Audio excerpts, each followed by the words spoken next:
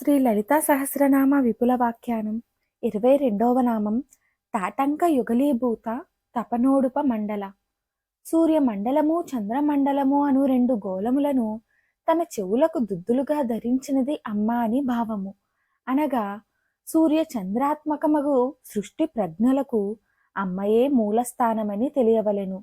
సూర్యాత్మ ప్రజ్ఞ జీవులకు ప్రాణమునందించుచుండగా చంద్రప్రజ్ఞ శరీరము, దాని పెరుగుదల, మనస్సు ఇత్యాది వేర్పరుచుండగా జీవస్వరూపంగా సమస్త జీవకోటియందు అమ్మ అధిష్ఠించి ఉన్నది.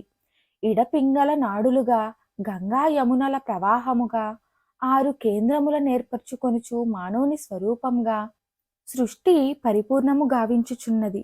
శ్రీదేవియే 7వ కేంద్రమైన సహస్రారమునందు తానుండి సుషుమ్న ద్వారమున మూలాధారం వరకు వ్యాపించి సమస్త లోకములను మానవుని యందును సృష్టి యందును శ్రీదేవియే నిర్వర్తించుచున్నది అని తెలియవలెను.